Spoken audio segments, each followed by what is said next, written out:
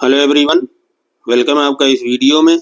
आज का हमारा क्वेश्चन है solve integration of sec power 2/3 x into cosec x power 4/3 dx।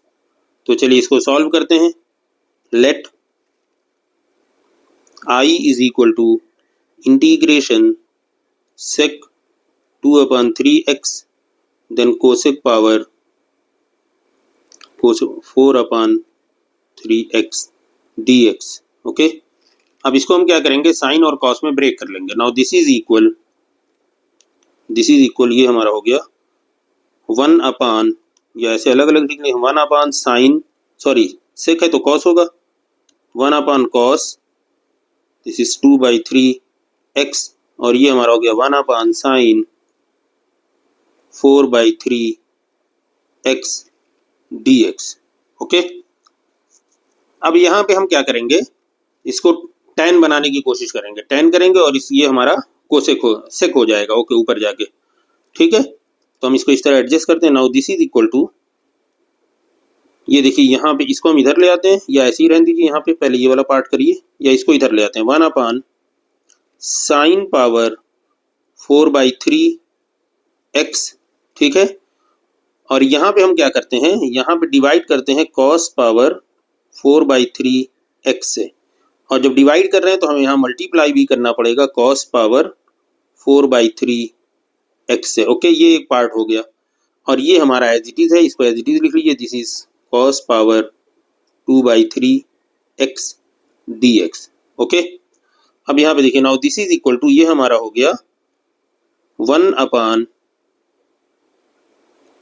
इसको देखिए ये हो गया साइन अपॉन कॉस, तो ये हो गया tan 4/3x, ठीक है। और ये हमारा हो जाएगा इंटू 1/cos, ये देखिए 4/3 प्लस 2/3 6/3, ठीक है। तो ये हो गया 6/3 का मतलब cos स्क्वायर x dx। इसको हम अब लिख लेंगे। Now this is equal to integration 1/tan हम रहने देते हैं, this is 1/tan power 4/3x, और ये हम लिखेंगे इसको sec square x dx। Okay, अब यहाँ पे हम सपोज करेंगे late tan x this is equal t, this implies that sec square x dx this is equal dt, therefore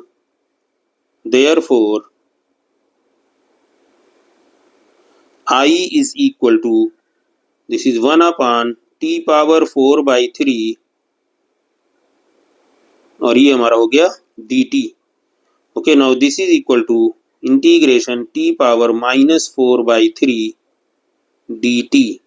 now this is equal to, ये हमारा हो गया t power -4/3 plus 1 divide by 4/3 plus 1, और integration हमने कर लिया तो constant of integration हमने ऐड कर दिया। ओके, बस इसी को आप सिंप्लीफाई कर लिए। दिस इज इक्वल टू, ये देखिए ये हो जाएगा t पावर -1/3। ओके, तो ये हमारा हो गया t पावर -1/3, t पावर -1/3, और ये भी हमारा हो गया -1/3 plus the constant of integration c, और ये हमारा हो गया this is equal to -3/t power 1/3 plus the constant of integration c। Now this is equal -t, अब यहाँ वैल्यू पुट कर दीजिए, t की जगह हमने लिया था क्या, tan, तो ये हो गया tan 1/3x plus the constant of integration c, ये हो गया हमारा answer.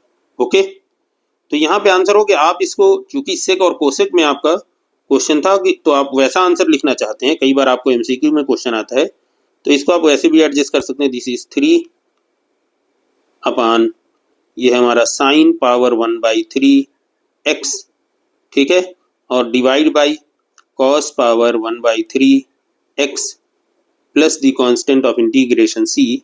Now this is equal to, वैसे इसकी बहुत ज़रूरत नहीं है आपको, इसको आप लिखेंगे 3 और ये cos पावर 1/3x अपान sine power 1/3x plus c। अब इसको आप सेक और कोसेक में ब्रेक कर लीजिए, this is -3 one upon sine को आप लिख सकते हैं, इसको लिख सकते हैं वन अपॉन साइन को कोसेक, तो इसको आप लिख सकते हैं, ये हो गया हमारा cosec 1/3x divide by cos of 1/3x plus the constant of integration c। तो कई बार एमसीक्यू में आपको ऑप्शन दूसरे स्टाइल में रहता है, तो ये भी आपका एक आंसर होगा। ओके, सॉरी ये हमारा होगा सेक, ये हमारा सेक होगा। cos 1/3 को हम 1 अपान मिला रहे हैं, तो इधर क्या हो जाएगा सेक, ठीक है, सेक 1/3। तो चूंकि आपका क्वेश्चन सेक और कोसेक में था, तो अगर आप उस फॉर्म में आप देखना चाहते हैं, देखिए सेक और कोसेक में हमारा क्वेश्चन था, तो अगर हम सेक और कोसेक के फॉर्म में आंसर देखना चाह रहे हैं, तो हमारा आंसर उस केस में ये होगा, ठीक है। देखिए क्योंकि ये हो क्या हुआ, tan आया है हमारा, तो tan को हमने साइन और कॉस में ब्रेक कर दिया, साइन को हमने क्या किया कि 1 अपान साइन है तो कोसेक कर दिया, यहाँ कॉस ऊपर है हमारा, तो जब हम इसको नीचे ला रहे हैं तो हमारा क्या हो जाता है, सेक हो जाता है, तो सेक 1/3 हो गया। तो ये उस फॉर्म में आंसर है, बस इसकी जरूरत नहीं है, आपका आंसर यहीं पे जो है वो सफिशियंट है यहाँ तक। ओके, तो यहाँ पे हमें क्या लिख देना, वेयर, जहाँ पे आप आंसर पूरा करें, where c is the constant of integration. तो उम्मीद है आपको सॉल्यूशन अच्छी तरह समझ में आ गया होगा। मिलते हैं अगली वीडियो में, गुड बाय।